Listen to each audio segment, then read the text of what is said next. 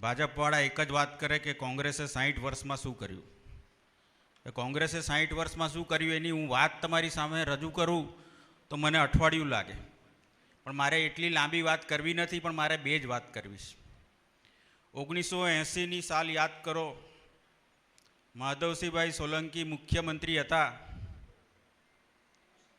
મધ્યાહન ભોજન યોજનાની લાવેલા. કોના માટે લાવેલા એ યોજના? એમના દીકરા માટે લાવેલા. ગરીબ સમાજ, પછી એ ઠાકોર સમાજ હોય, બક્ષીપંથ સમાજ હોય, આદિવાસી સમાજ હોય, દલિત સમાજનો મા બાપને ચિંતા હતી કે મારા છોરાને હું સ્કૂલે તો મોકલું, પણ એનું જમવાનું કેમનું કરીશું. એના કારણે લોકો સ્કૂલે નહોતા મોકલતા ને ખેતરે લઈને બેસાડી રાખતા હતા કે મજૂરી કરવા જાય તો ત્યાં જોડે લઈને જતા હતા. પણ આ મધ્યાહન ભોજન યોજના આવી તો ગરીબ સમાજમાં પણ શૈક્ષણિક ક્રાંતિ આવી. એના કારણે આજે તમે જોઈ શકો છો કે આણંદ જિલ્લો હોય, ખેડા જિલ્લો હોય કે સમગ્ર મધ્ય ગુજરાત હોય, કેટલાય લોકો સરકારી કર્મચારી બન્યા, અધિકારી બન્યા, પોલીસમાં ભરતી થયા.